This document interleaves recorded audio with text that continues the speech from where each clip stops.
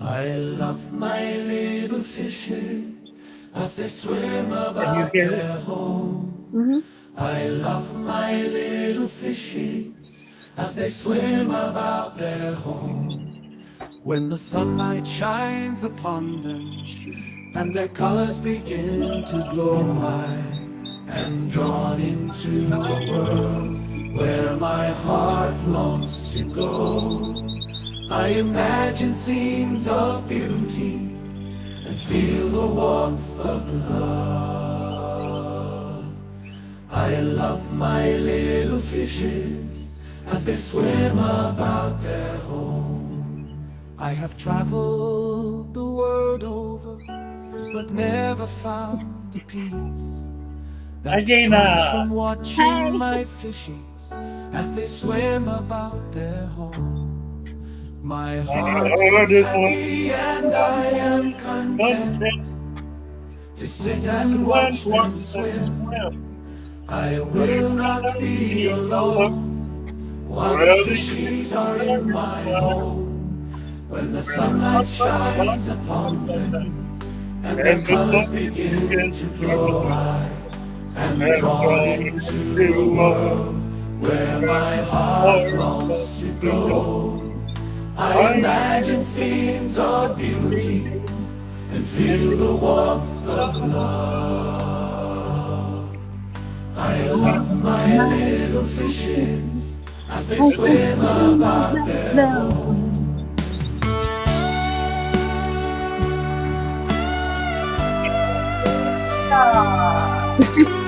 Hey, Hi how's it going, guys! Goldfish? Hello, hello, hello, hello. Nice to see you here.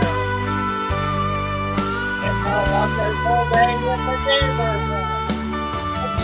neighborhood. A beautiful day in the fish tank today. Oh my. Hello, hello, hello, hello.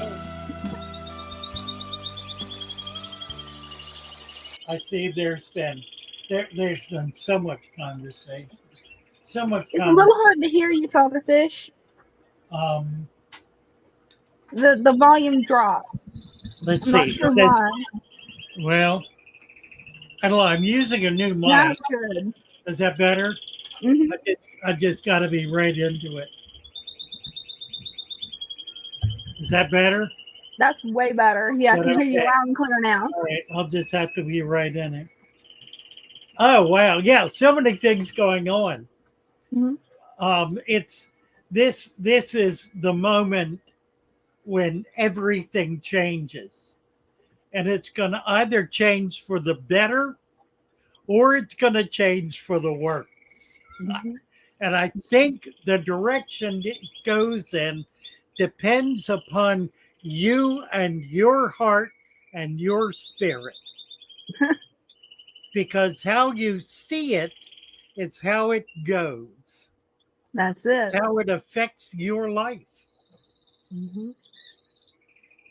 I've been catching a lot of flack for a video, a 60-second short I did about water, in which I said, stop cursing your water. Your water is not the problem. Hmm. And so many people were just so upset that, oh, Father Fish is giving bad advice. He's saying water is a good thing. And we know it's not. We know it's terrible. We know Yeah, it's it's insane. dangerous. We know it kills people. Water is horrible. Well, I'm here to tell you it ain't so. That's about it. If you have a problem with your water, you know it before you put fish in your tank. You know it the minute you turn the faucet on. When you first move into the house, you know it, for God's sake. It doesn't take it doesn't take fish to, if it takes fish dying to tell you you have a problem with your water, I can't even imagine what world you're living in. I mean, do you never use tap water? Never, except to fill the fish tank.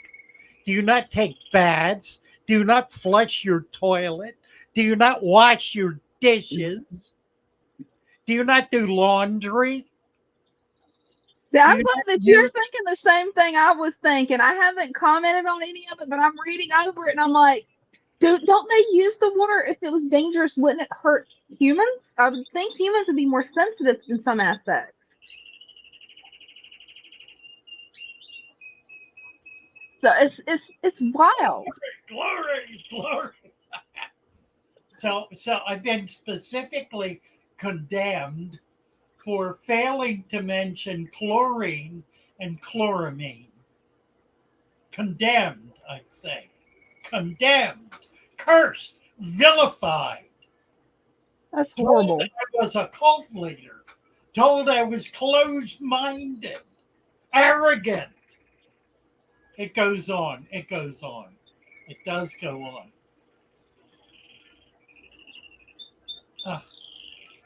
That's insanity. There's really nowhere to begin with this. Mm-hmm. There really is nowhere to begin with it.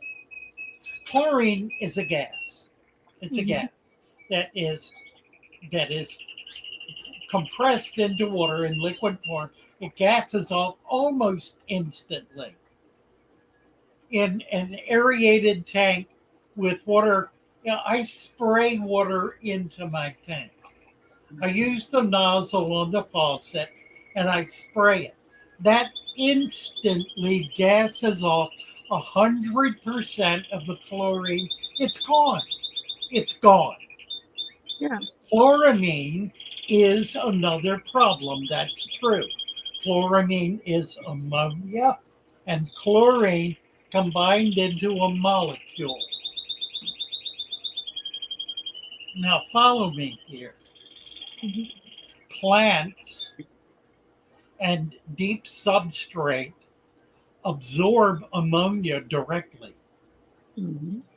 Nitrifying bacteria, plants, and organics in the soil absorb ammonia. They strip it from that chloramine molecule, strip it, leaving ammonia, leaving chlorine, which gases off.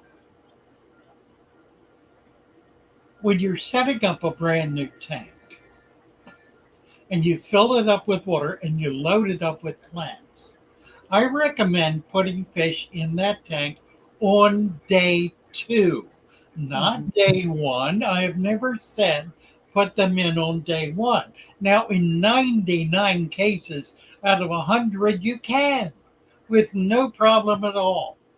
But to be rigorously safe, put a few fish, 2 or 3, in the tank on day 2. I think I have videos that have said that at least 100 times. Bare minimum, 100 times.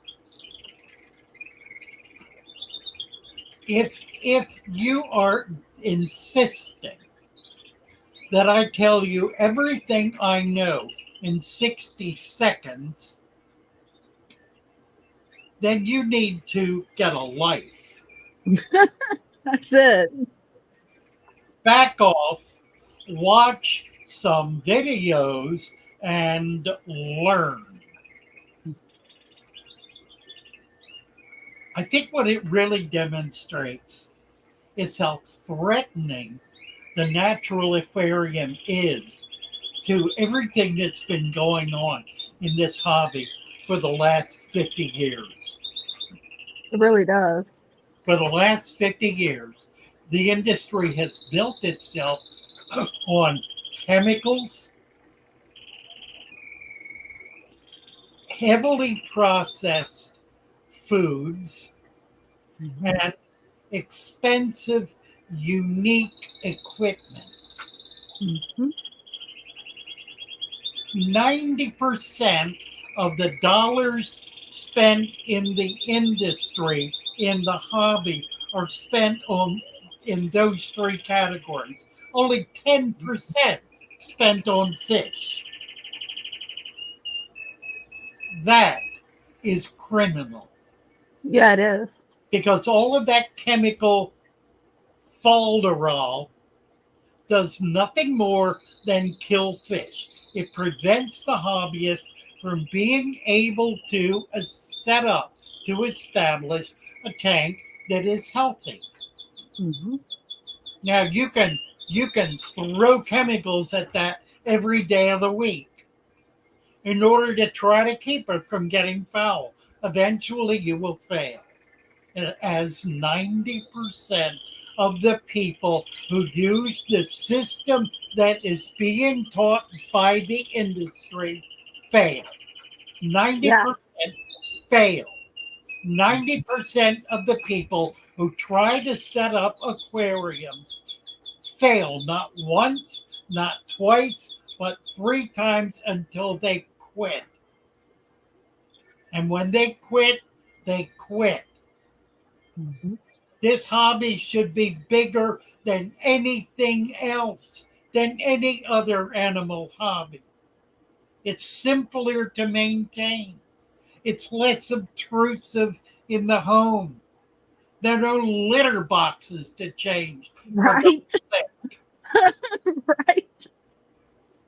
You don't take them to the vet every month. Mm-hmm. It is the simplest thing in the world to do, and we've made it so complicated, it has become virtually impossible to do. Yeah. That is an obscenity. And that's what I am here to change. And by God, I'm going to change it. I don't care how many people get angry with me and tell me I'm a hardhead because, well, yeah, I guess I am. I guess I am. When I know I'm right, I don't back down. Mm-hmm. Don't tell me I'm wrong when I know I'm right. If I'm wrong, I'll admit it. I do frequently. 90% of the time when I'm wrong, I am willing to admit it. What's remarkable is how infrequently I'm wrong.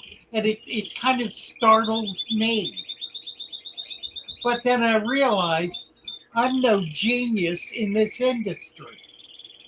I'm really not. I've just been around long enough that I know what works and I know what doesn't work. It's really very simple. It's not complicated. It doesn't take enormous experience, doesn't take training and sophistication.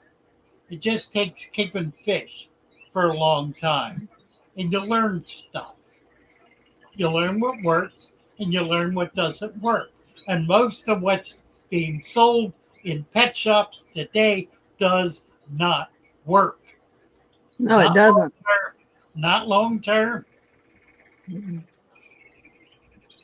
I used to try it that way, and it was too overwhelming. And that was just for a little bed of fish, let alone the stuff I'm keeping now. Right, and it creates stress. It does. It's very stressful. Thank you, high rise window cleaner. Happy to receive your donation. I'll tell you what. Talking out of school here a little bit. I have managed to stretch the resources to the twanging point. It hasn't broken, but it twangs. We are doing everything possible to bring this worldview we're involved in to the widest possible range of people.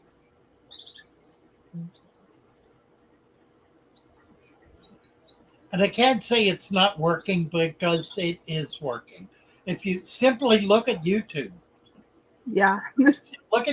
see how many particularly new YouTubers, fish tubers, are in one way or another promoting dirted tanks, deep substrate tanks, natural tanks. Countless, almost everyone, almost every new fish keeper that is has created a channel is doing it based on this system in one way or another. They may have their own approach, and that's great. The more approaches there are, the better. Walk into any fish store anywhere in the world, any tropical fish store, anywhere in the world. Mention Natural Aquarium, deep substrate, father fish, and you're gonna get an answer. Yeah. And it's gonna be a recognition of what that is, not necessarily an understanding. And very That's often, very true. that's right, very often there is no understanding, but there is acknowledgement that it exists. It may come with a sneer. It may come with a, oh my God. It may come with a, yeah, I know. But we're having an impact. We're reaching out. In the next couple of months, we will have, as our most recent video explains, we will have a book available. It will initially be electronic. That's going to give all of our friends a chance to dig into it, to read it, to research it, and to give us feedback. So that, but believe me, it has had substantial feedback already. This is something that's going to blow your mind. It is so powerful and so incisive, so well written, so highly developed, such a sophisticated piece of work. It really is going to take this hobby by storm. I guarantee it. It will be inescapable. By the first of next year, we hope to begin to be developing a hard copy. We want to be able to get a hard copy in print. What we're hoping, because the book is full of pictures and wonderful graphics, charts and maps and just glorious pictures, many of them of your aquariums. We have shared so many of the aquariums that people have come into Discord and shared. And It's an amazing book. many are just glorious, glorious aquariums. all of that is coming out very soon. We're going to do a pre-sale, which will be at a 20% discount.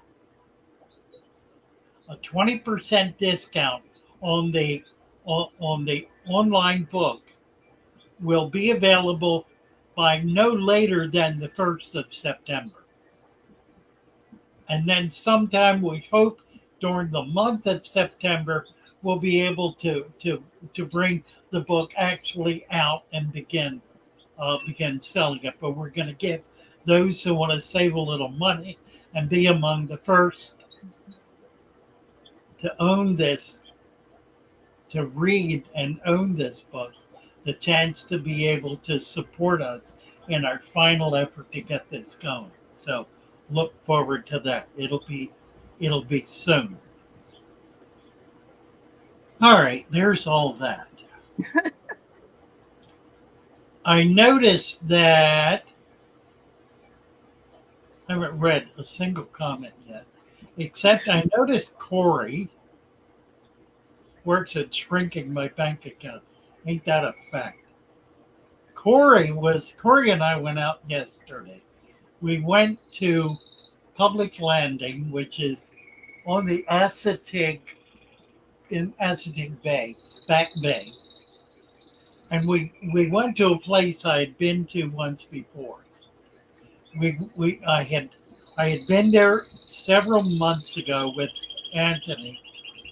We found a midden, an ancient midden. Now, if Wow. you don't, midden, a midden is a garbage dump. It is a garbage dump from the Native Americans that, in this case, is probably thousands of years old. There are shells and broken pottery and artifacts lining the beach, 10 feet deep, for probably a quarter of a mile. Much of this has been washed, or some of this has been washed into the water over the last hundreds, thousands, perhaps of years. And it has created a micro environment that has amazing animals living in it. We went there and I finally was able to begin harvesting it and begin catching some of the wonderful little creatures that are there. There are a number of species of crab that are not crabs that get big, they're crabs that remain very tiny, Oh, wow. half an inch to an inch, 3 or 4 different species. We got several of those. There are gobies, uh, uh, bay gobies and gobies. We were able to get a few of those. There are little sucker fish, like the mountain. What is it called? The mountain stuff. The one that's in the hobby that attaches itself to the wall of the tank. What is that called? I can't remember. Yeah, I can't remember either. Somebody's gonna come up with it. Yeah, somebody in the comments will. Um, anyway, we found a few of those, in addition to a lot of shrimp and the most wonderful composite shells, thick with hundreds of years of growth on them. Just beautiful things. We've got a tank set up. Corey had cleared up today. It is crystal clear and stunning. Just amazing. We'll have some videos of that. I was able to get all of the videos from yesterday uploaded and sent them to our editor. I'll get some shots tomorrow of the tank we put them in and get that off to him as well. Thank you, Hillstream Loach. Right, it is a type of loach, very much like a Hillstream. The color pattern is different, but that's exactly. Yeah. It's one of the species of so-called Hillstream loaches. Just I can't wait to see those. Amazing stuff. In addition to mussels, a big clump of mussels. I mean, just so much. It's just really extraordinary. And all of it, as of this morning, is doing wonderfully in the 120 gallon tank. So excited about that. And hey, you should be. That's amazing. The video on that. That'll come out next week.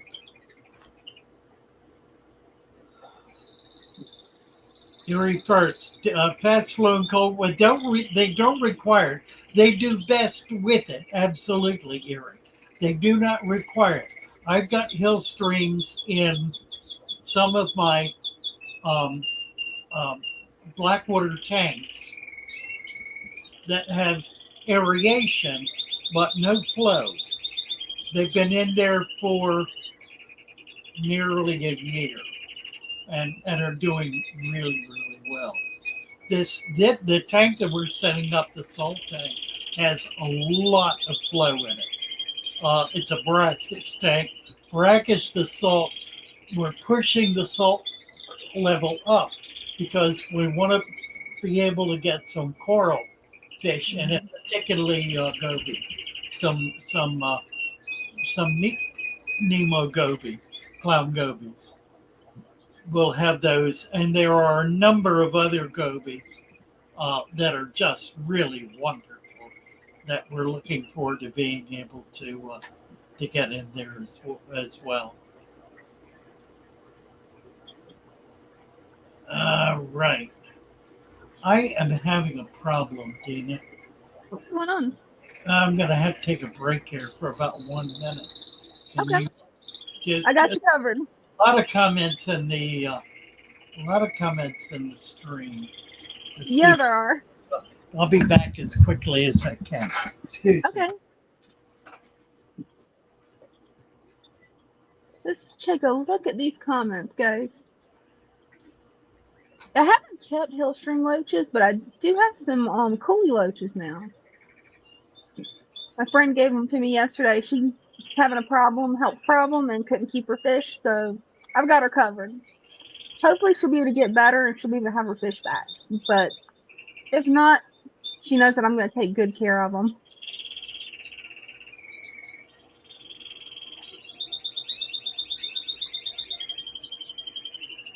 So how's everybody doing tonight?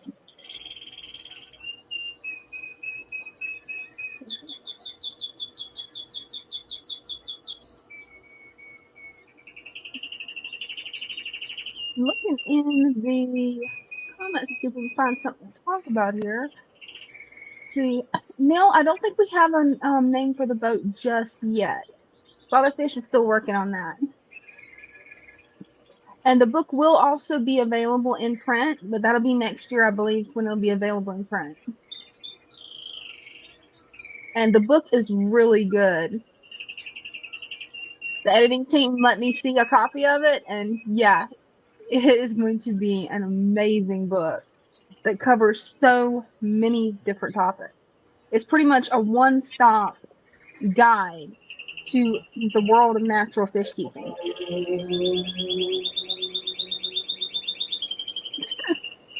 Aries. Oh Lord, I'm not reading that, Aries.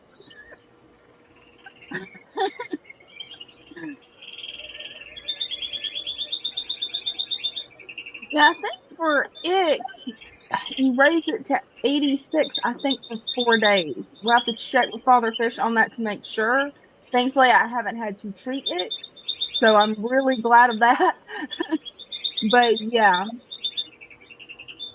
I think it's just for 2 days or 3, or it's either 2 or 4 days. But we're going to double check with Father Fish on that to make sure. And also, you guys, remember the Discord show is a really valuable resource for any type of information that you need regarding fish keeping. I love the show. You can get on there, you can post about your tanks, make your own channel on there, have pretty much keep a diary or a record of each fish tank and its evolution over time. Like for the one behind me back there. On Discord, I've got it recorded where I first started setting it up with photos and how it's changed over time. It makes a really neat record.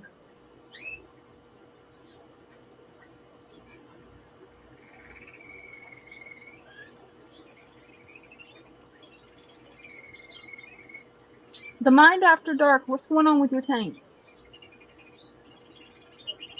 Because most tanks should be able to be salvageable, so hopefully you won't have to dismantle it. That would be horrible.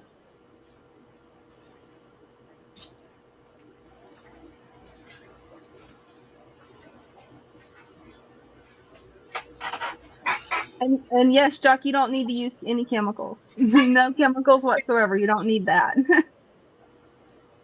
Welcome back, Father Fish. Hi there. Let's see. We can get a few wrenches passed out here. John Doe, thank you so much for your membership. For treating ick, Father Fish, isn't it you set the temperature at 86 for 4 days? Yeah, that's basically right. 87 is a little, it gives you a little safety range. If your thermometer is off, 85 will work, but it's a little iffy. If you set it at 87, it's not going to hurt anything. It'll ensure that it's warm enough. What it does is it causes the parasite to go into a kind of a state of stupor, a state of stupor, stupor. Mhm. The ick parasite is a cold water parasite. When the water gets too warm, it just sort of lays there. Mhm. If it lays there for 4 days, it dies. It must feed within 4 days or it dies. So raising the temperature to 86, 87 causes it to drop off, causes the babies to go into stupor. And if you keep it there for 4 days, it'll die and be gone. So it works enormously effectively. It's a perfect way to be able to stop it cold and end it permanently.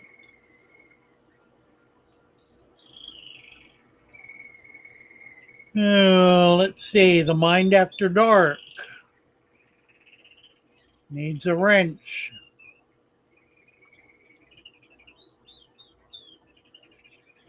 What's he talking about? Is his tank salvageable?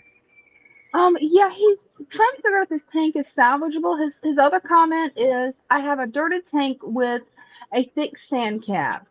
Very bad bacterial bloom after ick X that won't go away. Did I contaminate the soil? Will it recover? Oh, he treated it with chemicals. Mhm. The chemicals killed everything. The chemicals are toxic. They're intended to kill all invertebrates. So they've killed they've killed your foundation. The thing to do about that is do a small water change. You can do like 10%. You can do it a couple of days in a row for a week to get that X out. In other words, dilute it in small amounts. If the ick is still there, then which it probably is not, but if it is, kick the temperature up while you're doing this, and then bring it back down to 82, and begin putting bioculture, biomass into your tank, rotted leaves, other kind of mulch from your resurrection jar. In other words, you want to get the biology, the microbiology built back up. You have to put that in to do it really effectively. And then just give it a couple of weeks, it'll come right back. It'll be fine. You don't need to tear it all down. You don't need to tear your hair out in the process or boo hoo that you've killed everything. It'll be fine. You just need to take some natural, simple steps to be able to reestablish that culture in the tank. It's not complicated. You're not in any trouble. It should be fine. It won't be a problem. Do not feed any food in there until you start getting that biology reestablished, because it will foul the water. While I'm on the subject of food, there is a general recognition that very heavily processed food, like potato chips, for example, are not particularly healthy as a food group. That is precisely what flake fish food is.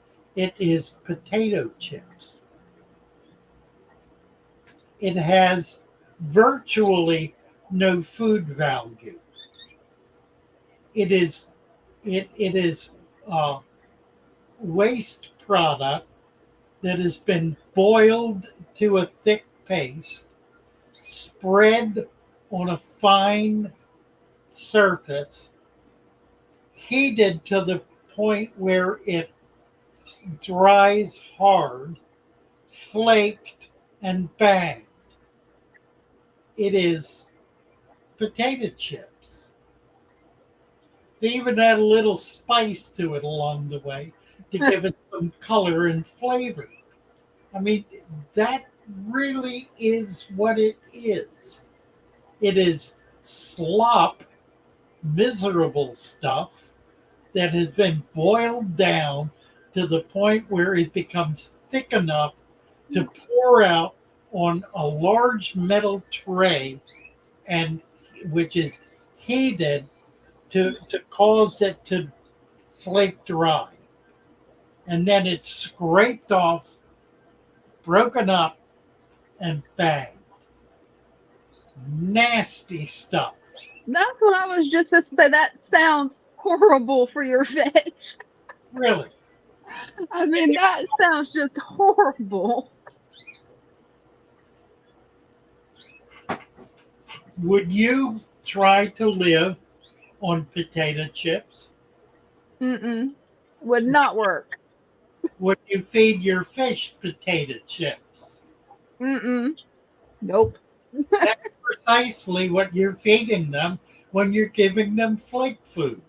It is potato chips. It is processed in the identical same way, with the identical same product.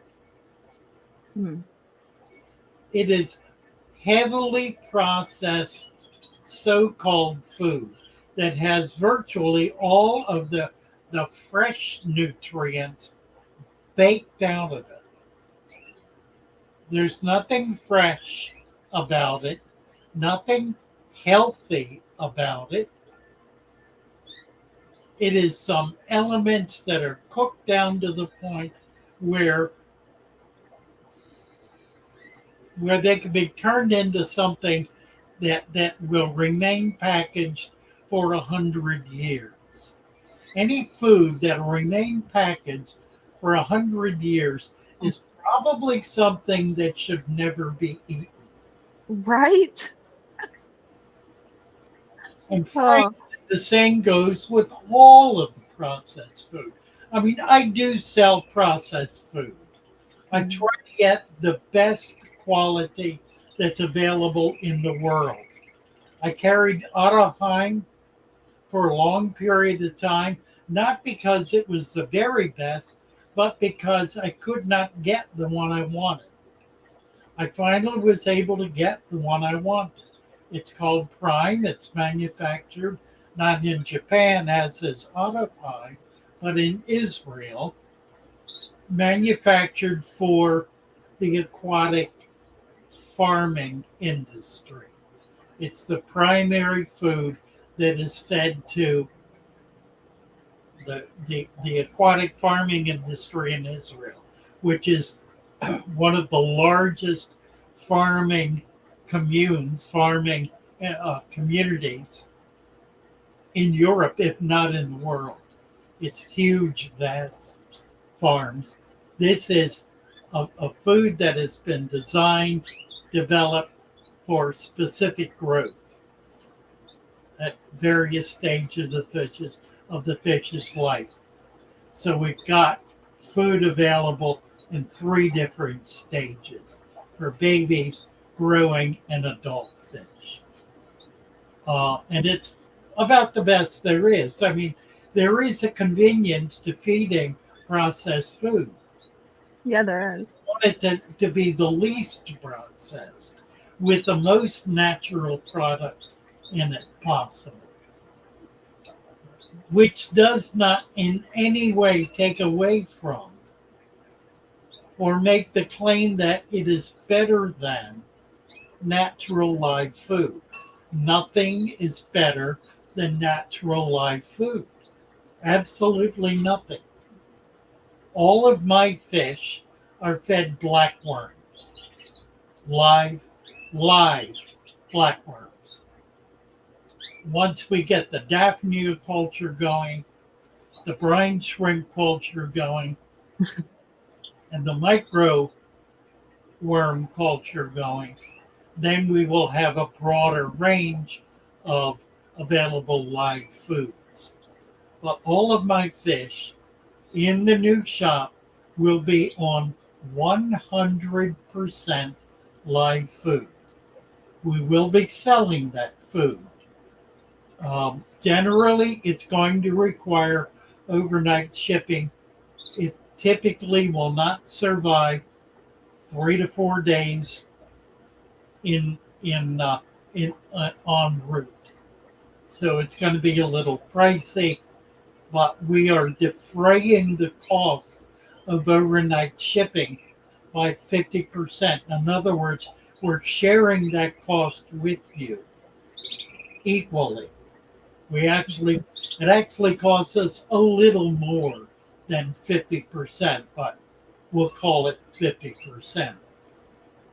And I strongly recommend that when we begin doing fish, you buy them overnight. Shipping locally into New York, New Jersey, Pennsylvania, Maryland, Delaware, and Virginia, and DC. Generally, ground gets there overnight. It's rare that it doesn't. So if you're local, and by local I mean within a few 100 miles, we can get live fish shipped to you express or ground within 24 hours. Mhm. Beyond that, west of the Mississippi, please spend the extra $25 to make sure you get your plants and fish alive in healthy condition. All right, what else?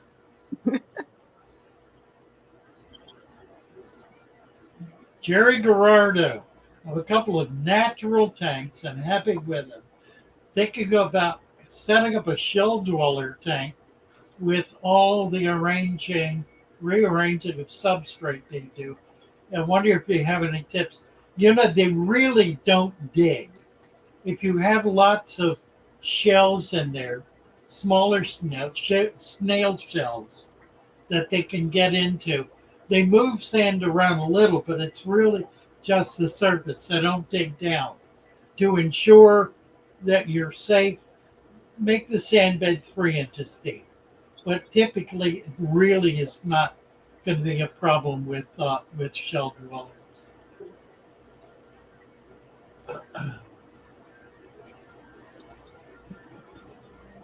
White worms, yeah. Mind after dogs start talking about white worms. That's a perfect culture. White worms, Walter worms is another one. They really are a pretty easy culture to sustain. I don't have any. It's one we need to get going. Um, Yeah, I love the microworm cultures. My guppies love it. All my small fish love it. I've just now gotten larger fish. I'm going to see if they like it too. They probably will. well, it's going to be awfully tiny for them. But the Walter worm or the white worm culture, Mhm. they're upwards of an inch long. They're like a black. Oh, wow. Yeah, So that would be perfect. it's really perfect. Yeah. What are your thoughts on outdoor setups in cold hardy fish? Make them deep, 3 foot deep. If you're going to dig a pond 3 foot deep. That way they can live there year round. You don't want to be in a situation where it's going to freeze at the bottom. So 12 inches is just really not deep enough, particularly if you're in New England. 2 foot is iffy, but okay. 3 foot is superior, and they'll be able to survive the winter. And yeah, it's absolutely an ideal thing to do. Even the plants will come back if you've got them potted in the soil. They'll die back when it freezes, but they're going to come right back in the spring. Father Funky Fresh, Cornwall. Here we go. Mike Chesmer talking about Dechlorinating. When you add water, dechlorinate, it says add my water. If you're setting up a brand new tank, uh, if you're concerned, put a vitamin C tablet, a 1K, 1,000 unit vitamin C tablet. A 1,000 unit vitamin C tablet will treat nearly 200 gallons of water. I've been recommending it for per 5 gallon. Uh, a bit of an overkill, but it is not toxic at any level. Vitamin C is perfect. It's a commercial product, commercially used in chlorine environments. It is a very effective anti-chlor treatment. It is completely non-toxic, virtually free. You can get 500, 1,000 unit tablets for about $10. I mean, it's a penny a piece. Couldn't be cheaper. If you're concerned, throw one in. Not a bad idea, won't hurt a thing, and it'll give you some security. Generally speaking, it's unnecessary. Do you have to crush it first, or will the water dissolve it on its own? Very quickly. Yeah, you don't need. You can, but you don't need to.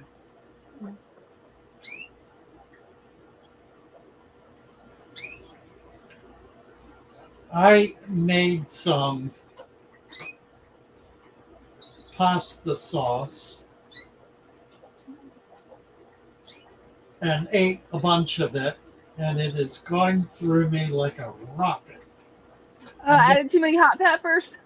I don't know, maybe. I'm going to have to excuse myself. Again, I'm sorry. I got you covered. I do it too. I love hot, spicy food. Back in a minute. Let's see what we got in the chat. And thank you, Guppy Adam. I really appreciate the advice on the cultures. I'm definitely going to look into that. All right. Dina, stop laughing on the inside. That'll never happen.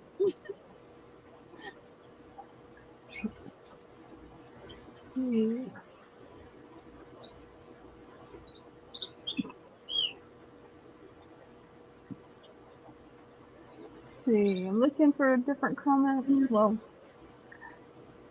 I'll tell you guys what I did this weekend.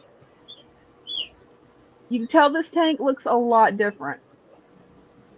We now have about 6 diamond tetras, 8 coolie loaches, a whole school of ember tetras, a small school of green neons, and I'm not sure how many guppies. But I think it's looking great.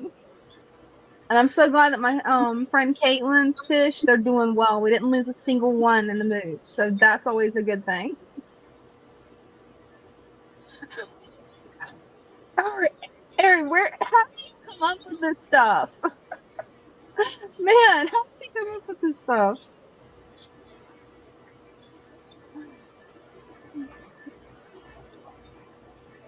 The Mind After Dark. If you ever end up with fruit flies in your worm culture, there's a bacterial treatment that you can do to get rid of them that is perfectly safe for the worms. That's pretty good to know.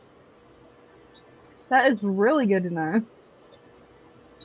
Let's see, Cutting Edge Aquatics. In case you missed the prior question, I want to clarify. A user of the Father Fish Show on Facebook posted a comment about a short you made on YouTube about not needing to treat for chloramines. Yeah, Father Fish, he addressed that earlier in the live. It's one of those things where it's gonna gas off. I don't know much about it. I live rural. I live in the country. I use well water. So I don't have to treat my water with anything at all. But I do have friends that live in the city and they just let it gas off. And the way the Father Fish method works, when you're setting up a new tank, it's going to be sitting there without fish in it for 2 days. So it's pretty much gassing itself off. Let's see. Guppy Eden. At Psycho Plant Lady. Yes, it's always the guppies that don't get an accurate count. Isn't that the truth? Because the count changes every day. I mean, every day. Because we had a big pregnant mama guppy. She dropped her fry in there, and I have no idea how many babies are in there. A lot. Very yes. Ember tetras are just the perfect fish. They are so beautiful. They like to hide a lot though, because they're mainly hiding around the heater right now. But they are so cute.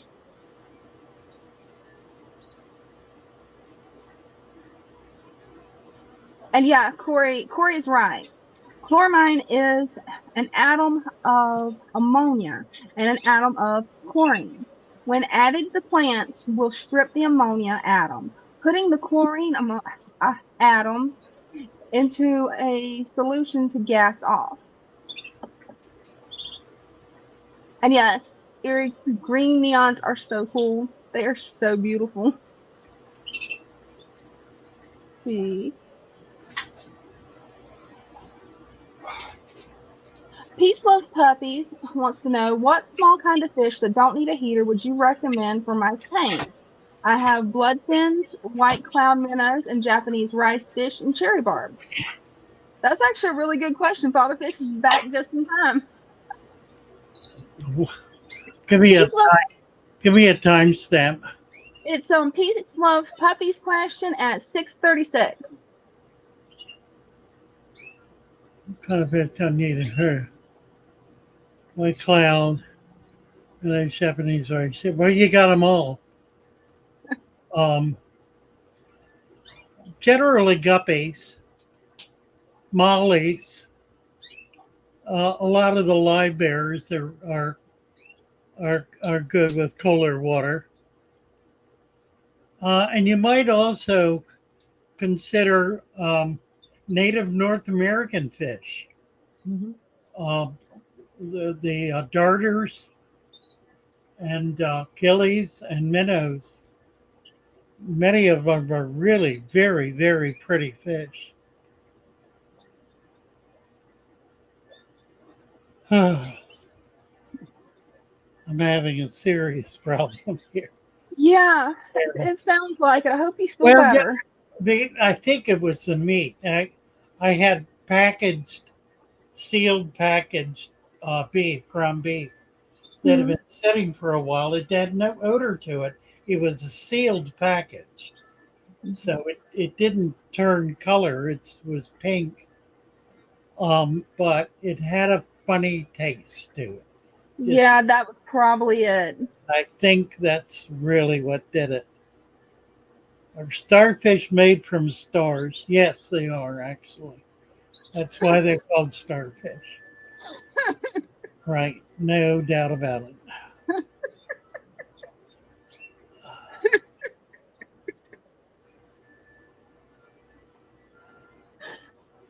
Oh man, you guys crack me up. Look like Danny O's.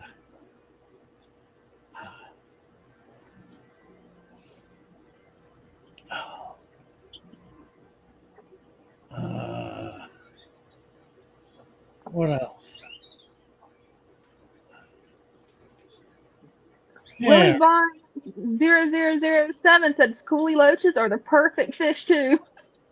So they can do coolie loaches can handle colder temperatures. I didn't know that. I always thought was under the impression they were tropical. They're from India. Mm-hmm. Don't know where in India though.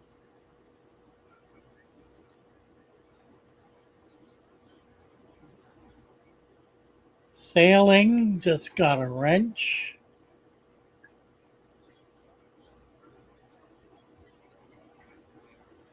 Ali Jazani, how can they stop my water lettuce roots melting and falling before they get bigger? I don't know why it's doing that, but if it's doing it naturally, you can't stop it. I don't know why it's doing it. Add his monitor. Let me give you a wrench here, Ollie. Don't know about that. That's funny. Bless you, cotton socks. Bless your cotton socks. Well, bless your cotton socks. Honey, you'll be all right. You'll be all right. You just got to go when you got to go. Go when you got to go and you'll be good. That so reminds me of my great aunt. Let's see. Call me a cult leader makes me a moderator. Very good, Sailing. Very good. Calls him a cult leader, then makes me a moderator. Oh, well. Well, listen. Um, funny stuff, isn't it? That got me tickled. I'm sorry, guys. I know. I know. Oh, man. We're all about humility here. June the meerkat. Betta fish died yesterday. It had a white patch on its head. Actually started after I introduced plants. Oh dear. White patch on its head started after I introduced plants. Mm. It strikes me a white patch on its head. Going. It's going. That's the problem. It was not kosher. The plants were not kosher. That was the problem. This is digging deep. Much too deep. Much too deep. I don't know that plants would have caused a white cat on your fish. Unless you introduced something. My hunch is that the two events are not related. Plants typically don't cause sickness. Unless they came out of a very foul environment, which why would you do that? That's not likely. They're not in and of themselves a fouling creature. And if they die, they do not create the kind of problem that would attack fish, at least not with fungus. And I can only assume that was fungus. Could have been bacteria, but probably fungus. White cap sounds fungusy to me.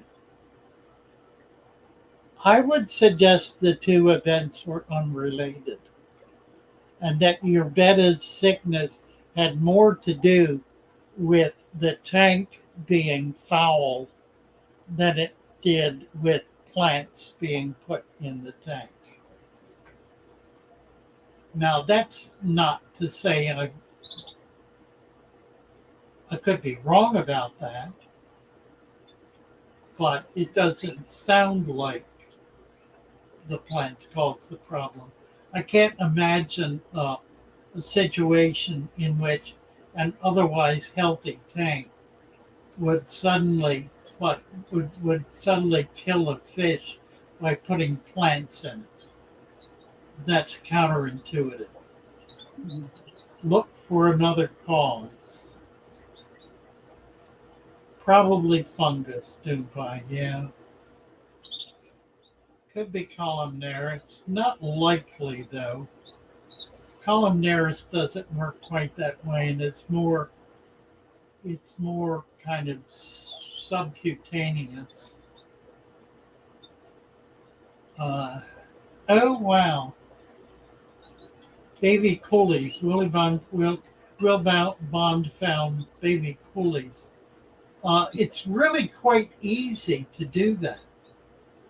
Get half a dozen or so coolies and then build a little mound of rocks that the coolies will be able to get into. and nothing else will be able to follow them in. So their eggs and their babies will not suffer any predation. Mhm. They'll get down in there, and it'll also provide a source of food for them that'll be a dedicated food source for just them, that nothing else will be able to take advantage of. So they need adequate food, which that environment will provide, and they need a secure place for their babies again, which that environment will provide. And you're almost guaranteed to spawn them. June the meerkat, did I give you a wrench? I did not. But I will now. Let's see, Guppy again. Stephen Brady. That is moderator. Let's see. Is Corey still here? Corey, I are believe you? he is. Yeah, he's still here. He's still here. Good. Mhm. I'd like to introduce Corey. Are you decent, Corey? Are you in a? Do you have a camera and a mic attached That'd to be your great. computer, so we could bring you up and introduce you? Holding his tongue at the moment. Me and you both, brother. Yeah. Are you functional and dressed? And do you have the means to go live? If so, I'll send you a link. You can pop up and give me a chance to introduce you. I'd like to do that. We can do it another time if it's not convenient. Dina, give him the hook, right?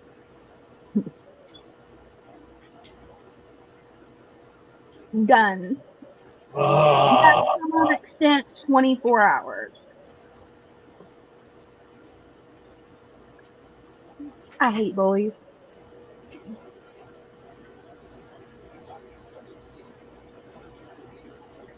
it's interesting. Yeah, he was just saying a bunch of weird stuff. Like, Yeah. I'm gonna kick it. I'm gonna kick the fool.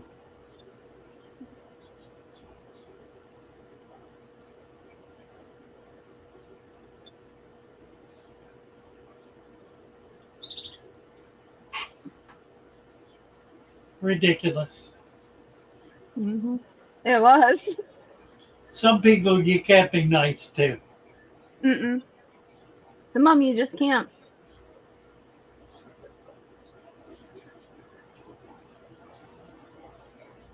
I was trying to be nice, and I'm like, yeah, second you guys said go ahead and get him. Yeah. So, Corey, are you still there?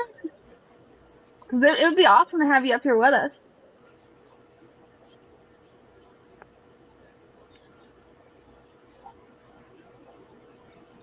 He says got to figure out how to use this computer. Okay, we need to give him time. Yeah. You can also use your phone too, because you can bring up StreamYard on your phone. Just grow. Um. Oh golly, koi are not going to get 6 inches long. They'll get 2 to 3 inches. So they don't get big. 6 months. They can get to maturity in 6 months, probably less. Yeah, all the ones I have, and I know for a fact that 3 of them's adults. The longest one is like 3 inches. Maybe. Very I don't think it's 3 inches. right. Well, yeah. Well, good. Yeah. Appreciate it, Erie. We're going to need all the help we can get. Yeah. Fungal, parasitic, or bacterial infection? June the meerkat, really good question.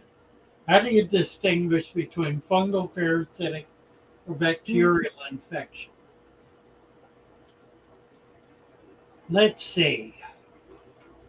Let's start with parasitic. Most parasites do not kill the host. There are some that do. It kills the host. Now, in the wild, it does not kill the host. It only occurs in a captive environment where they are allowed to multiply to the point of an absolute explosion. That never happens in the wild because there's so many other critters living in the environment that feed on those parasites, so that they simply are not able to achieve that level of explosion. Typically, though, parasites do not kill the host. And it's not to their advantage to do so. Once they attach, they need food for the duration of that period of their life prior to becoming egg bound or spawning. And the male will drop off when he's mature, spawn and die. The female will drop off when she's mature, spawn, lay eggs and die. They only have one generation. They only live for one generation. But it's not to their advantage to kill the host. And typically they don't, leeches, for example, do not kill the host.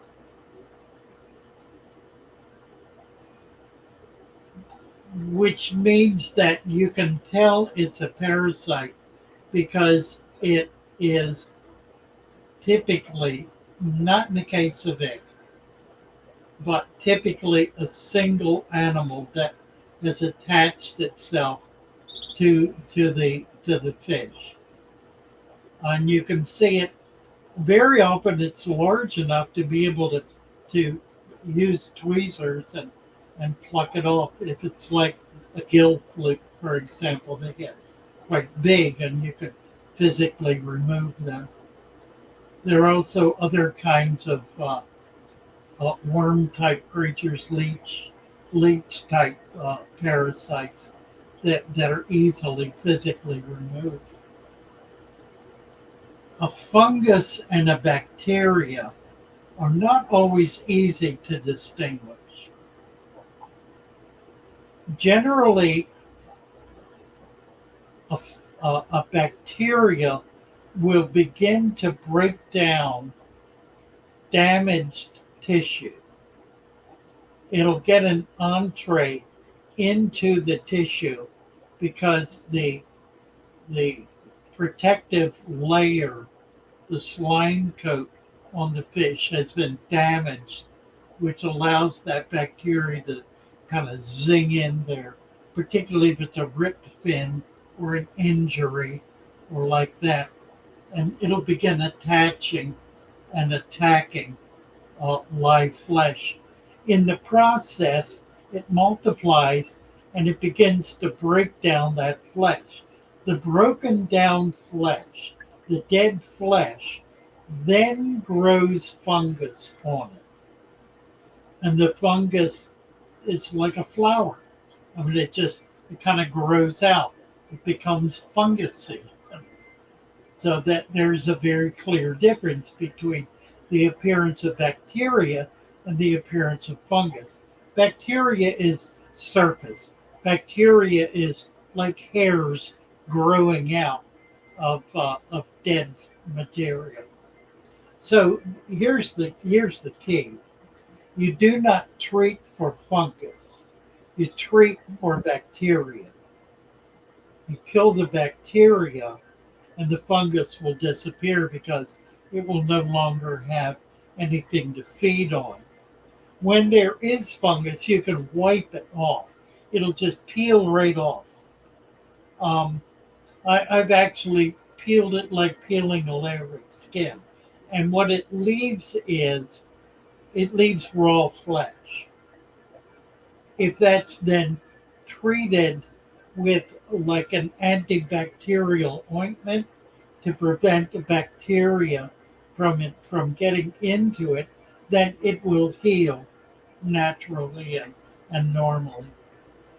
So parasites, either remove them or in the case of ick, raise the temperature so they become dormant. Bacteria, you want to treat bacteria with a bacterial ointment. It really is the simplest, cheapest, and best way to treat a bacterial infection.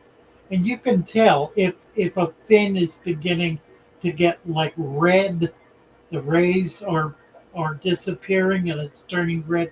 That's bacteria. Put some antibacterial ointment on that, the kind you buy at the drugstore. Same stuff. It's very, very effective at controlling bacteria. That's what it does. Put it on there and it'll stop the bacteria. If you see a coat of white, like fungusy material, peel it off or wipe it off and then treat that raw flesh. If it is raw, and it probably will be, treat that with a bacterial ointment. Just spread it right on. Enough will remain on when it goes back in the water to do its job. It only needs to be there a short time for the fish to be able to reestablish its protective slime coat and protect its body, which then can rebound from the injury.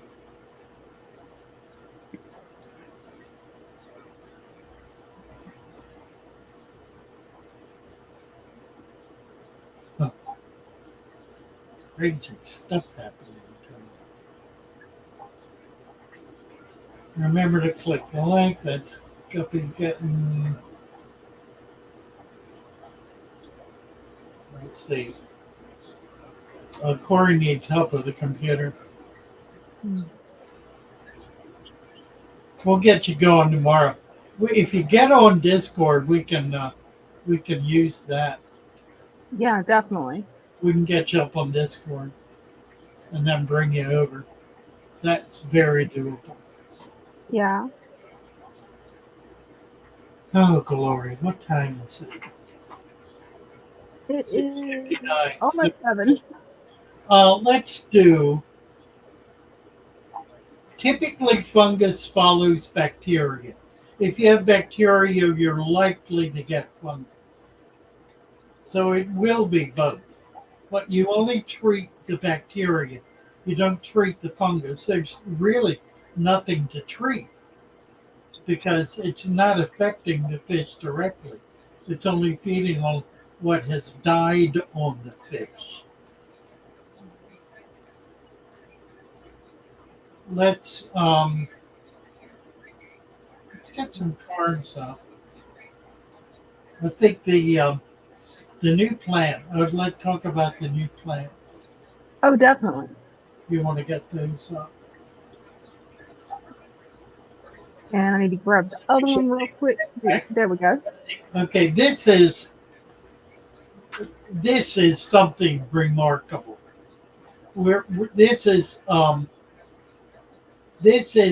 a plant pack for the connoisseur, for the person who wants to try everything they ever wanted, but it was too expensive or too difficult or generally unavailable. This is 18 rare plants, stuff you don't typically find. It contains 5 different species of Aponogeton bulbs, or the Indian, what's it called? The I can't. My brain's gone. Madagascar lace. No. It has that's one. No, the red leaf bulb. Tiger lotus. Tiger lotus, right. Oh, I had Indian stuck in my brain. It has tiger lotus, has Madagascar grace, got Madagascar lace, plus 3 other fancy bulbs. It contains mosses. Generally, whatever is available. There are fancy mosses that are beginning to come on the market. We're carrying them, and they will be included in this kit. Um, Anubias, 5 different species of Anubias. And then ferns. There are a number of different ferns. We're also looking to try to include a couple of floaters that are unusual, non-rooted floaters that are hard to come by, but really remarkable plants like Substrate. So 18 different species of hard to get, unusual, special plants for $89.95. Shipping is included in that price. And we have, is that one? Then there's a rooted plant deal. Again, 18 varieties. We've upped the ante here from 15 to 18 in order to get a better variety. We've only increased the price, actually $5. Not much of an increase, and shipping is included. You get swords, Val, Sad, Crits, and their choice. All rooted plants and all unusual kinds of plants, and that many different varieties. Our stem plant is 16 bunches for $49.95. Someone made the comment earlier that I dropped the price $10 and added $10 shipping to get it back up again. Well, that's absolutely true. But if you spend a nickel, you save $10. Now, there's nothing available for a nickel, but you can buy a $5 plan, and there are a bunch of those, and still save money and get something extra. So 16 bunches of 16 different species of stem plants for only $49.95. If you get this with anything else, it is free shipping. By itself, there's a $10 shipping charge. So those are the new deals. We also have a couple of other new deals. The packers have put together some stem plant deals where you get I think 5 bunches or 6 bunches for $19.95. And they're Oh, nice. a couple of different species. It's all one species, but there's some really desirable species. You have to look for those. They're in there. They're marked as special. Keep an eye out for that, Dina, and put those in the special category. I will. Alrighty, so that's that stuff.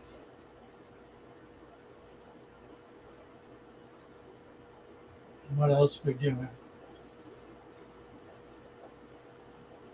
Shav 2102, thinking about starting to breed guppies. Do you have any tips for a first timer? Yeah, I do. It depends on what your goal is. If your goal is to develop a strain of guppies or to develop a very colorful guppy, then you need to have a number of tanks because you need to keep the babies and the mothers and the fathers separate from each other. And you need to have tanks to be able to put a father with certain females and not all of them together. So you need to start out, if you're going to do guppies and try to do any kind of selective breeding, you need at least 5 10-gallon tanks in order to be able to keep them separate so you can maintain control. Now, as you develop a spawn, that spawn should go in its own tank, all by itself. Raise those And the minute those babies start to show, the males start to show a male dimorphism, the gonopodium, then they need to be taken out and put. They can be put in a male tank. You don't have to separate out the males. Leave the females where they are until they're big enough to spawn, and then you can put a select male in with them to spawn them. Did I lose Dina? I lost Dina. Other issues, such as how you keep the tanks, whether you have them planted or not, whether they're bare or deep substrate, those are all issues you need to come to terms with and decide how you want to run your fish room. If you're doing a relatively small operation of 5 to 10-gallon tanks with just guppies, then they can be all planted tanks with deep substrate and have them looking really pretty. If you're going to go whole hog, then you probably ought to have bare tanks with sponge filters and be feeding live food. I gave you the basic principles. You want to separate the males and females. When a female has babies, put her in a tank by herself, let her spawn in there, remove her, put her back in the female tank, leave the babies in that tank by themselves. Don't mix other babies in with them. Every female, when she spawns, that she needs to have her own tank. Then as the males begin to become mature, pull them out. You can put all in a male tank.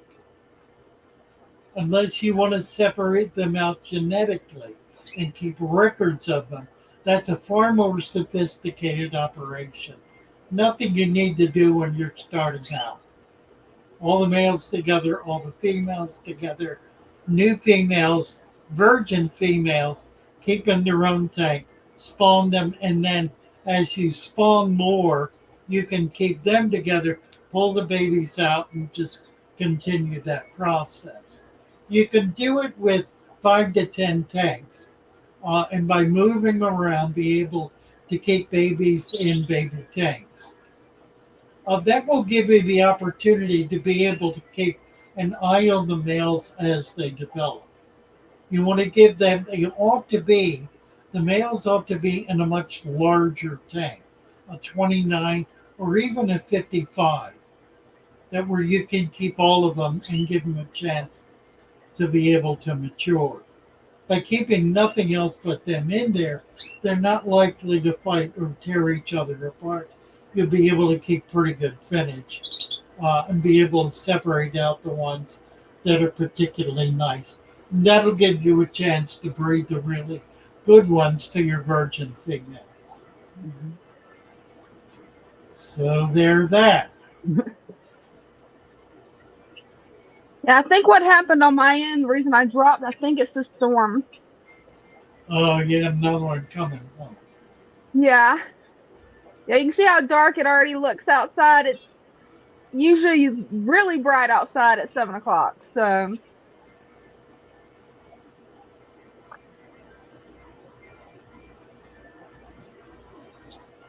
that's some really good advice. It's a good way to start without stressing out over what am I going to do with this female. Set up a group of tanks, at least 5. 10 if you can manage it, but start with 5. And then you're going to have the males in one, the females in the other. That's 2. Pregnant female will go into a 3rd. Another female pregnant the 4th, and another the 5th. That's your 5 tanks. As the babies mature, pull the males out, and then set up a large tank for all the males. It's good to have one big tank for just males. Yeah, definitely. Multiple tanks, but a big tank works better. And it works well for guppies, for male guppies. Mhm. Don't put a female in there; they'll kill it. And don't put two males in with a female, Mhm. unless you like both of them a lot and don't much care. But Yeah. there's really no point to it. Yeah, I've definitely noticed that they get a little bit aggressive. I've been slowly moving out my females into here, and now that they've reached the age where they're dropping a lot of fry, because the males outnumber the females. So I'm working on switching them out. Yeah, you're best separating the males and the females. Definitely. And then getting virgin females. You want to keep them until they're mature, until they're big, until they're at least an inch long, and then breed them. They'll have healthier babies and more babies in that first spawn. How long does it take for How does it take for stem plants to start rooting? They start in one day. Hmm. They start rooting immediately. They're built for it. How deep is the sand bed? Typically 2 inches on top of dirt.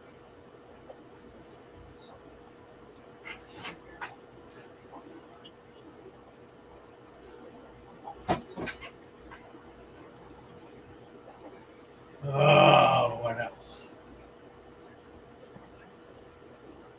Actually, Psychic Vibe, she wants to know if there's a way that we can send out YouTube notifications when we do lives because she didn't get the notification. If you join the Discord show, that's one really good way to get notified because every time we go live, you can find the link right there in the Discord show. Yeah, that pops up. Um, Mm-hmm. it goes to everyone. When you sign up, when you register as a subscriber in YouTube, you need to click the bell, Mm-hmm. and that should give you notification. It does not always, for whatever reason.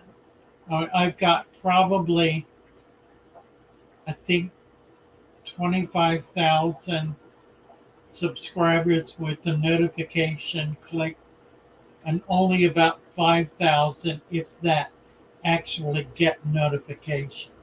So it doesn't work consistently. Dina's idea is the best one. If you're in Discord, which you really ought to be anyway, it's such a wonderful community and a great place to hang out. You will get notifications of all new videos simply by being in there.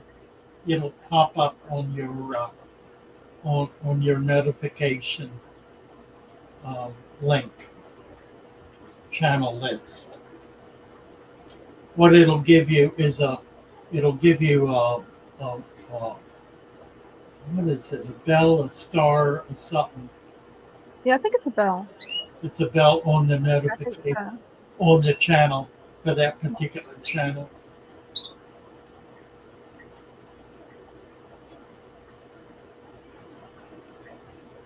Tim Corrine finally made alive. Father Fish. I have a new setup last week that is spiking ammonia. I have your step plant bundle in there plus store water lettuce. Why am I so high in ammonia? Um, don't know, and it doesn't matter. Ignore it. It will it will clear itself up. The plants will absorb the ammonia. It will go away. It is not an issue. Do not be concerned about it. Mhm.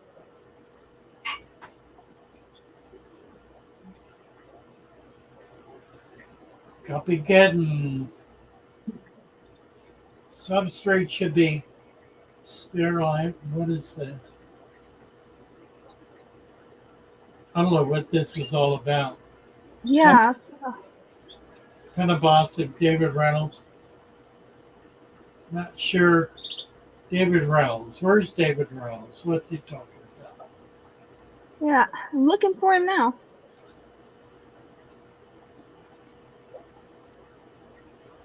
Oh, different name. Let's see, son. It's a month-old Oh, new yeah, tank, got a not lot. entirely Here, stabilized yet. month-old new tank. Oh, he's talking about the ammonia issue. Hmm. Yeah, do not be concerned about it. There are different kinds of ammonia. Some are not toxic at all. If you have plants in there, you do not have toxic ammonia because that will have been absorbed. Just put that test kit in the drawer, lock it, and ignore it. It's just going to make you crazy, and it's not going to help with anything. It'll cause you to start throwing chemicals in the water, which is it cause more havoc than you would otherwise have. Not to worry. The substrate, I don't know what you're saying, Guppy, about sterile substrate. The substrate should not be sterile, and you should not add root tabs. So I don't know where all that's coming from, but I strongly oppose root tabs and clearly do not want the substrate to be sterile. So I don't know where you're coming from there, Gumpy. Stephen wants to know, so can we put the fish in with high ammonia levels? Yeah, you might wait. You could try one and see how it does. Probably it'll be fine. Probably it won't be an issue. If you're panicked about it, just wait. If you're willing to risk one fish, put it in. It probably will not be an issue at all. Let's see. Was he? Were the and I don't know what this is about. I think they're talking about a sand-only substrate. Hmm. I guess I don't know. Daniel says if you don't have dirt under your substrate, you can always add more sand and start slowly adding dried leaves and eventually build up dirt. Yeah, you want wet leaves actually. You want a partially rotted leaves because you want the microfauna that comes with that in order to build up the biology in the system. So start putting your food web material, your resurrection jar material on top of that sand to begin building up the biology of the tank. Why do I oppose root tabs? Because it provides specific kinds of nutrients that that are typically not required by the plant at that point in its development. In other words, the plants require different nutrients at different stages in their development. They get those nutrients by creating hormones that trigger back certain species of bacteria to create certain what is for the bacteria, waste matter, which is for the plant nutrient. But it's a specific nutrient that the plant needs for that stage in its development.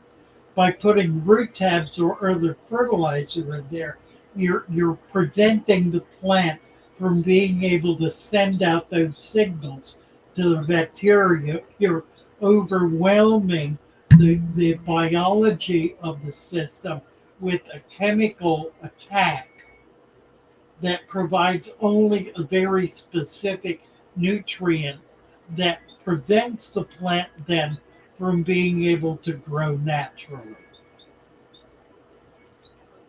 That's why I oppose fertilizer. It's why any organic farmer Mm-hmm. refuses to use fertilizer because it prevents the plant from growing naturally. Yeah, I know a lot of people that do gardening. I myself do gardening. I would rather use natural things like compost, black cow manure. They sell it in a bag. It sounds weird to buy a bag of cow manure, but you can take that, mix it into the soil, and it does way better than all this synthetic stuff.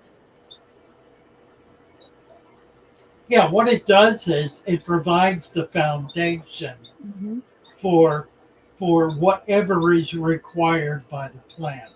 And that's the whole idea, to Yeah, have a rich environment with many different minerals and biologicals in the soil so that whatever the plant requires it'll be able to get as it needs it and not be forced to feed on absolutely. whatever is dominating whatever chemical is dominating that environment.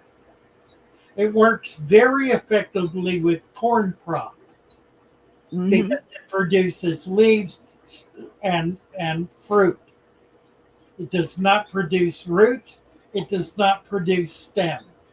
It produces it produces flowering. It pushes the plant to flower early and to fruit early, earlier than it otherwise would be. And once it's fruited, it dies Yeah, and I've because noticed it does that with tomatoes as well. It's horrible. The chemical fertilizer. I actually did an experiment where I grew one tomato plant with natural compost, another tomato plant with the chemical fertilizer, and the natural plant produced way better throughout the season overall.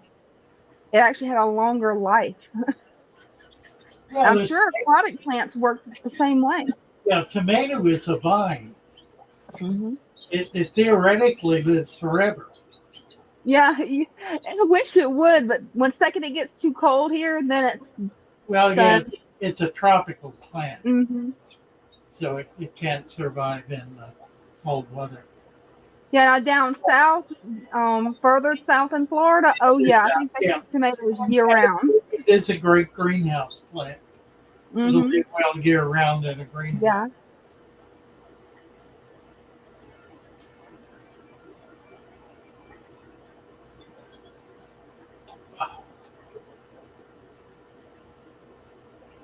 Yeah, I love the lotion that Brenda made. Oh That yeah, you got a load yes, of that is yeah, it's wonderful amazing. stuff. It really is. I've got a tube of it here. I This love the dragon's blood. this is lavender salve. Get a Yeah, this little. is what Brenda made, guys. And it's so nice. You just do that, and it looks like it would be oily, but it's not. Yeah, you put your hands right in water, and it does Yeah, not release oil in the water, guys, I love that. so it's aquarium safe. Hmm. Yeah, I'm finally not worried about killing out all my fish with this. Because with this other stuff I was using, it's the second you touch water, you can see the oil on the surface. This, I had my hand all in the fish tanks, all the way up to here, no problem. Yeah, those salves are available online. They're available in the store in Shopify Mhm. under I can't what's it under Brenda's Natural Products. Brenda's Natural Products, and she has Mhm. a number of them. She has a Oh, yeah. mosquito repellent. That's Mhm. these are all natural products. Yeah, I've got a bunch of them here because she's got, I love her lip balm. The lip balm tastes amazing. The cocoa mint, it tastes just like one of those Girl Scout peppermint cookies. And then her dandelion salve that helps with healing cuts. This stuff, I'm actually already testing it out because my husband, he got a cut on him, which he always does. So I always do too. And it looks like it's healing really well. Then I got the big one too. That's the same stuff that's her dandelion salve. And what I really love is her natural deodorant that smells like vanilla. Because I have really sensitive skin, and this is what works really good for me. Oh, my Aunt Sue's in the live stream. Hey, Aunt Sue. Let's see, who was it? 3G. Somebody was asking. Oh, Catfish Cave. Craig's Catfish Cave asking, how's the new store coming?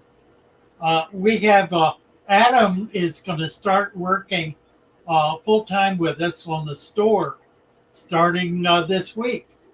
So Awesome. we are going to be open for business the 1st of September. We've got about, I don't know how many, about 30 tanks set up so far. It will be a natural aquarium store.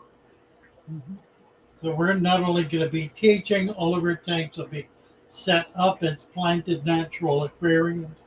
We'll be teaching that, we'll be selling everything required to do it, and we're not going to let anybody get away with putting gravel in their tank. We will not sell gravel. It will not be available. I may have river, the little tiny river run. I really like that stuff. Yeah, those are pretty. Yeah.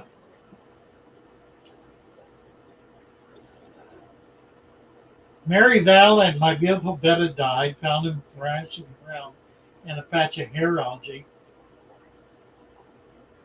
Unlikely he got tangled in there. Hard to say. Probably there was something wrong to cause him to get tangled up in the hair algae. That's not normal. Yeah, I've never experienced that issue with. Yeah, there was something wrong prior to that, I expect. It's a Yeah. good example. Very often, it's come up twice now tonight, Hmm. where people appropriate a certain condition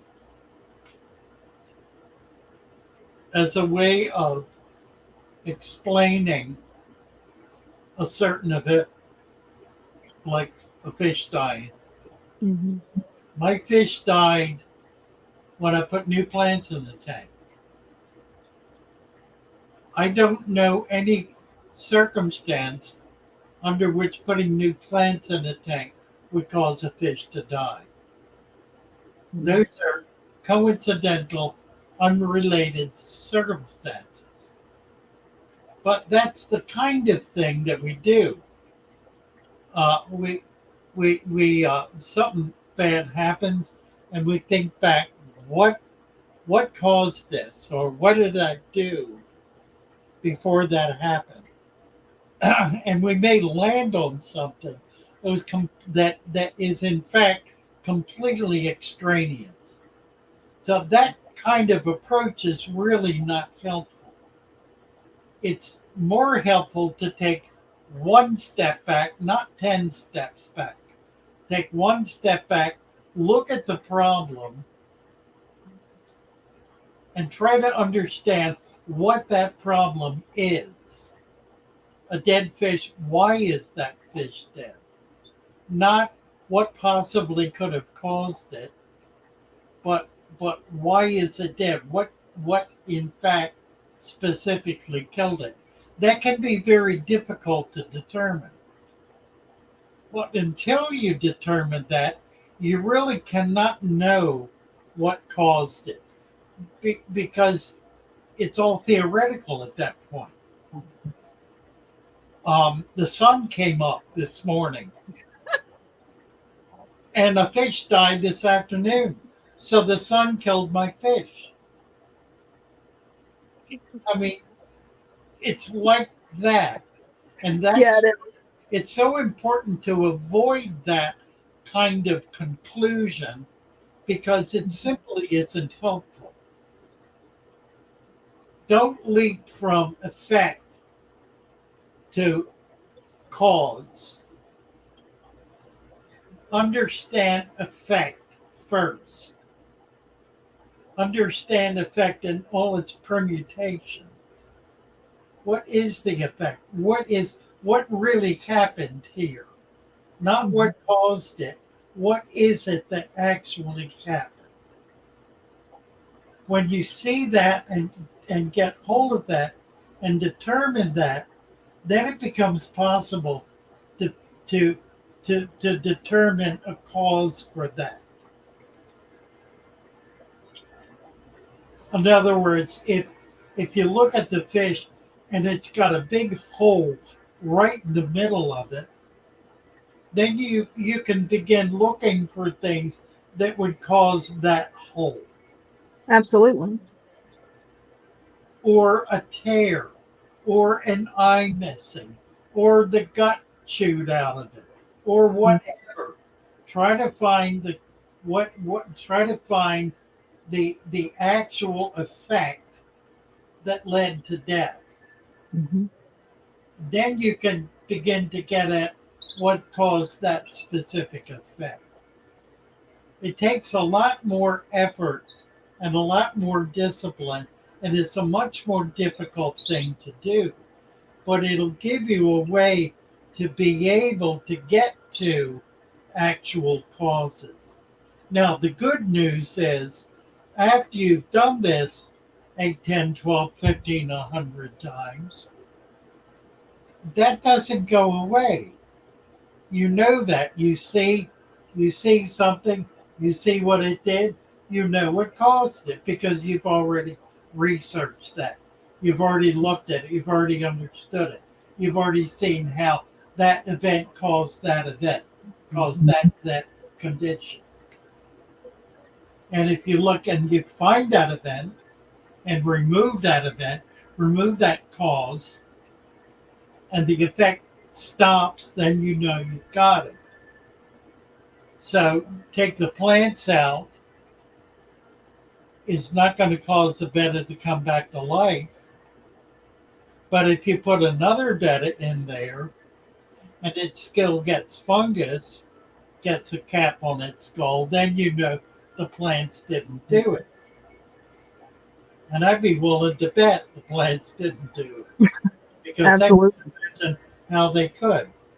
Just don't leap to conclusions, I guess is the point. Mechanic syndrome. Yeah. Oh, right. Brenda had it this week in spades. Her car began acting up. She took it into a, a, a, a repair shop. I said, "Oh, this. Fixed it. Only $150. Fixed it." Right. Drove off the lot. Bang. Same thing happened again. Brought it back. Oh, well, now it's that. That's something else. That's $1,500 to fix that. Right. And she's, well, how come that wasn't the problem yesterday? Right. Oh, because there was another problem yesterday. Wasn't that one? That would cause this one. That one was hiding it. That was, and you couldn't see this one. Just so much BS.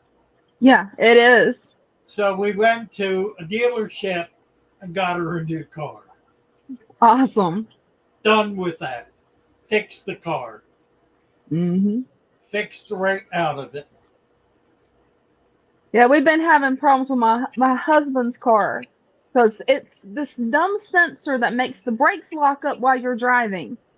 It won't do it for the mechanic. It only does it for us when we go into town. He's tried driving it multiple times and it won't lock up with him. And it's He doesn't have the touch. right. Corey Atkins, you rotated my tires. Now my navigation doesn't work. Exactly. Right. Exactly. Yeah, I did it out of guilt. Well, that's part of it. It's not guilt so much.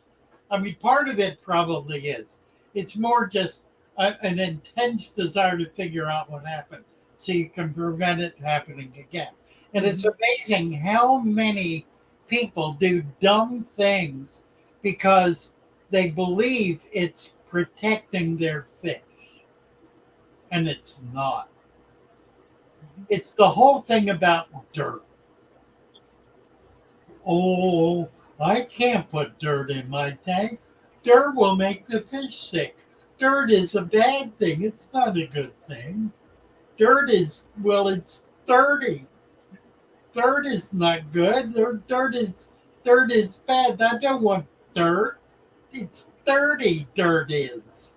I don't want dirty dirt in my tank. It's dirty. What's funny is the fish. What do they think the river is? It's dirt with sand cap. What's a pond? It's dirt with a sand cap. You need, oh honey, y'all need to get down, and you need to get dirty. That's it. Down and dirty. Down and That's it.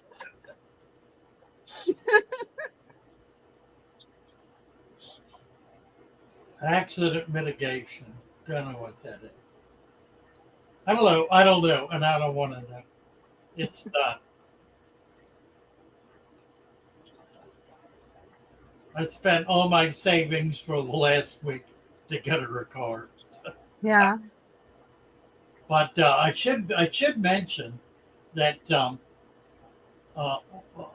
Brenda is a part owner. She's really a half owner in this in the Shopify store in that business.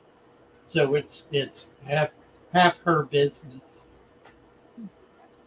Which I've tried to do with all of these enterprises that as we develop them is to make sure the people who are running them that they belong to them, that those are their ballywhack. Up again, what I like is that we're not keeping it that serious. Oh, it's serious. It's serious. Let's see, who did we give a wrench? We gave a wrench to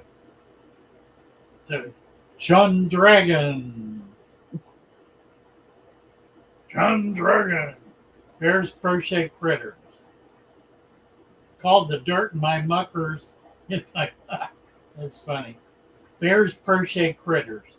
I called the dirt and muck in my drawer I can't say it. I called the dirt and muck in my jars glorious filth. Oh, mercy. That it is. Oh, mercy. Bottom Ponder Creek. A creek. Just ate Panda Express. Oh, I'm sorry to hear that, man. Poor Panda. Yeah. Adam. He's not going to be feeling good. Joe Tybalt, 57 years, experiencing fixing cars the other guys gave up on. Greg just found a big package at my door from a supplier. Doobie-doo.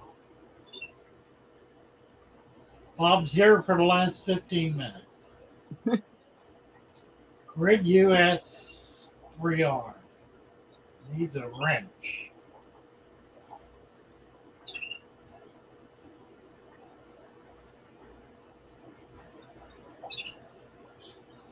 Guppy I can't talk. Guppy Geddon said, "At Father Fish, if it was not for you, I would have not have ever started the hobby." Oh, really? Oh, that's sweet. A lot of people have come back to it because they've discovered this system.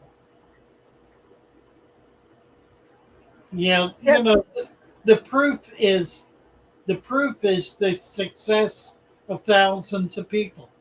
That's Absolutely. the proof. And it's just a so much simpler method of fish keeping. You don't have to do all the water changes, buy all the chemicals, do all the stuff that really it's so much work and stress. Instead, you just let nature handle it.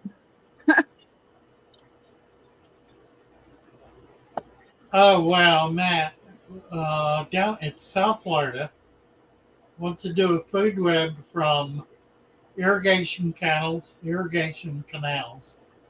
or should I go to the Everglades? Do both. By all means, go to the Everglades. I mean, by all means, there will be fauna there that won't be anywhere else. So, but do both. Absolutely. And then send me some Everglades water. I miss the Everglades. There was a period where I was in the Everglades weekly. This, Wow. yeah, I got chased by a bear once and a hog. They'll do it. Never ran into a big snake. Lots of alligators, but Yeah. small, it's not big ones. And saw fish. I mean, it's amazing the variety of fish. I actually saw chocolate cichlids. Oh, wow. I don't think I caught them, but I saw them. Right, it's my fault. I take the blame. I agree. It's all my fault. Absolutely. What happened? Bob says it's all Father Fish's fault. He says. Right. And I could not agree more. Yeah, very few of these canals are polluted, Daniel. They're really, I don't know any that are, actually. Um, some of them are no longer flow. And those that don't dry out, there are a fair amount of dry canals as the restoration project moves on. Talk about a long-term project. That's 100-year project, a Yeah. century project. It is. It'll take a century to do what they're doing.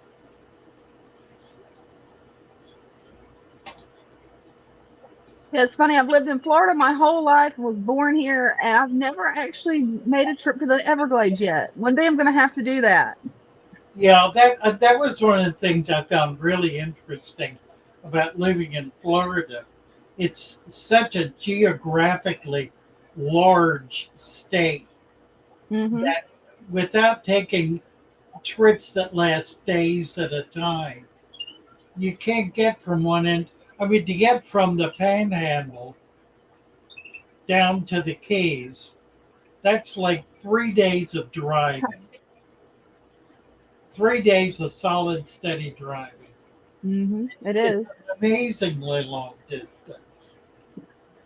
So you don't get around much unless you're just into doing long trips. I mean, there were a lot of places I never got to in my 30 years in Florida. I did make Wow. it to the Keys all the way down. I made it to the Panhandle all the way up. But I never got up into the area you're in, like Yeah. north central and northeast Florida. Mhm. Never made it into there. And there's a lot of really cool stuff in those areas. Yeah, there is.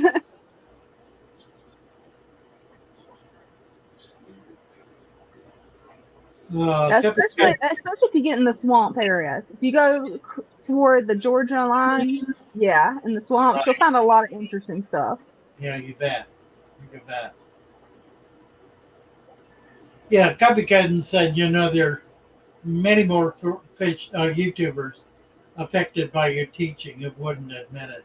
There are a lot of new channels popping up that are uh, predicated on natural tanks, Hmm. and they treat it like, oh, this is something that's always been here. It's not. They've not been around long enough to know where it came from. I mean, that's kind of remarkable. But they're young people. They're like 18, 19, 20 years old. And I started on YouTube 6 years ago, not that Yeah. long ago. And they were like 11, 12 years old. Mhm. So, you know, It's really kind of funny when you think about it. It actually is. Yeah. Don't know much about the Florida farms, said David. Do know that here in Michigan, you need to double check where you get your cultures from. Um, I I the, it's trying to understand. There are about 150 fish farms in Florida, There's a lot. and they're all over. Most of them are in the Riverview area, but not all. They're all over. They're in Homestead, from the Keys all the way up into the Panhandle. I mean, they're really all over. And I don't know of any that have pollution problems. I think it's probably because the aquifer in Florida is a river, and it's a big river. It's not a little Yeah. river. It's a major river. It's a river with a flow comparable to the Mississippi. It's vast, and it fills a vast area of Florida, 100 feet underground. Yeah. It's a subterranean river. It breaks out in the Everglades, Oh no, that's cool. I didn't know that. but it starts way up in around the Panhandle. It's water flowing in from like Georgia, Alabama, Tennessee, flowing into that aquifer, and it all flows down underwater. Some of that water is hundreds of feet deep, and maybe 100 foot underwater, underground, in vast cave complexes. It's amazing. Yeah, it is. And I never dove it, and I would never dive it. I mean, I've done a lot of diving, but I wouldn't dive that. Yeah, that would be really dangerous. You gotta have a death wish to do that. Yeah.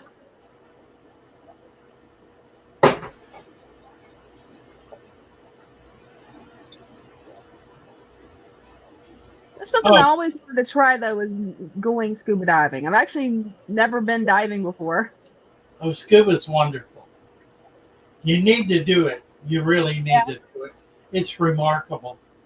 If you ever get to the point where you guys can take a vacation, Mhm. like to Cancun or something like that, Yeah. where you can do a dive vacation, do it. All right, we'll do. You will absolutely adore it. It'll change your life. Puerto Rico is good. You can get like Eastern Puerto Rico has Mhm. some of the best diving in the Caribbean. Oh I no, went that's to cool. Cayman.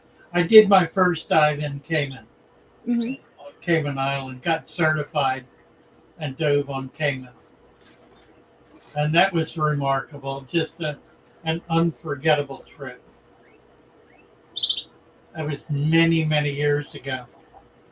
I did some serious farm diving in the I was thinking the Maldives. It was in the Indies, the British West Indies. That was remarkable too. I bet that was amazing to see.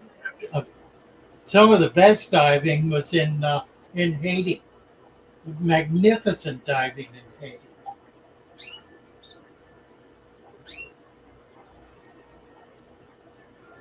Matt has dove some of the caves in Central Florida. Wow.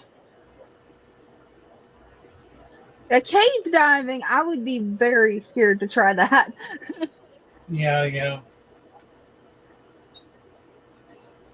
Now, my brother was a teenager. He actually lost a friend to cave diving, so I'm kind of Really? leery of that. Yeah. Yeah, Diane, I've done that. I spent years doing that, collecting uh, for marine and freshwater tanks. Worked for a while with a licensed collector, a couple of them actually. Um, did did kind of worked all ends of that business.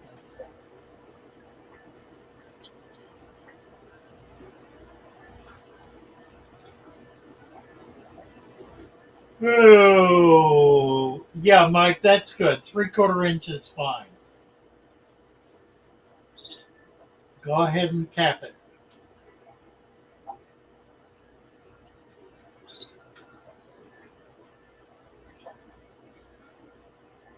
Yeah, 3G talking about color in female guppies. It does happen. I've seen really very colorful female guppies. They're unusual strains, and also very large sometimes, like big 2-inch female guppies. Yeah, I was really surprised. One of the I had never seen the 2-inch female guppies. I've always seen the ones that are smaller. And Caitlin gave me one, and I'm like, "Is that a guppy? It's like this big." Right, right.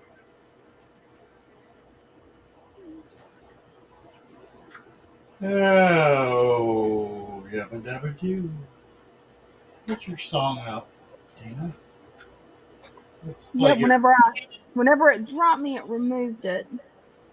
Let's see if I can get it back up.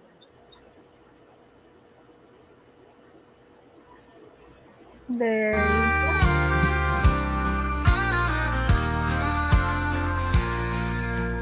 Deep in the water where the fish roam free, we're building a food web, a tiny world to see. Leaf litter from nature, providing a home. From microflora and microfauna, no longer alone. We collect the leaves, the water and the creatures in ponds, rivers and streams. Our ecosystem features, creating a balance in this underwater land. With every piece connected, our food web will expand. Creating a balance in this underwater land. With every piece connected, our food web will expand.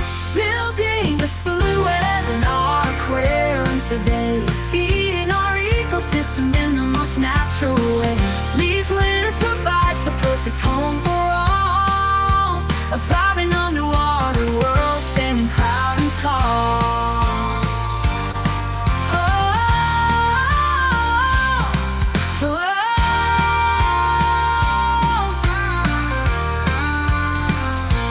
Microscopic life hiding and thriving beneath the surface of the water, a delicate motif.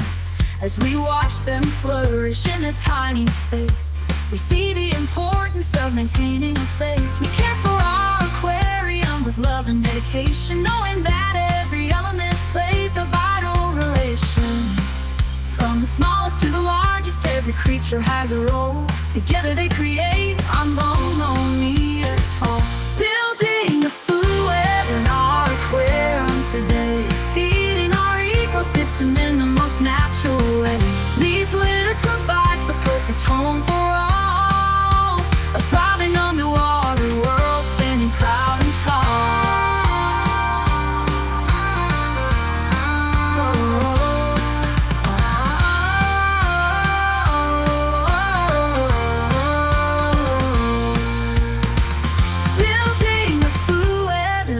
Aquarium today, feeding our ecosystem in the most natural way. Leaf litter provides the perfect home for all, a thriving underwater world standing proud and tall. Building a food web in our aquarium today, feeding our ecosystem in the most natural way. Leaf litter provides the perfect home for all, a thriving underwater world standing proud and tall. Oh, oh, oh.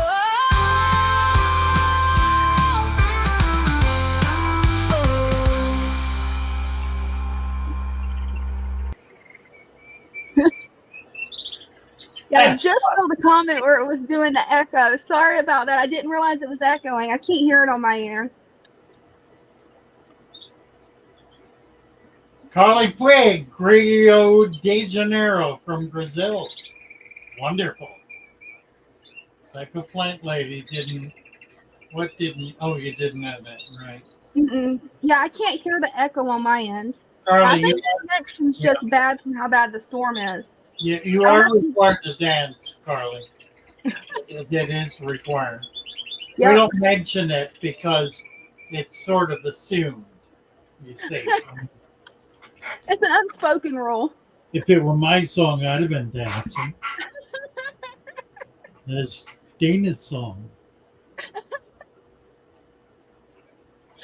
You're gonna have to get up there and dance too then.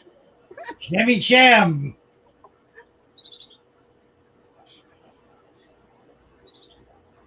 Shammy Sham. Upgraded aquarium light and it created algae. More plants. Put more plants in. Mm-hmm.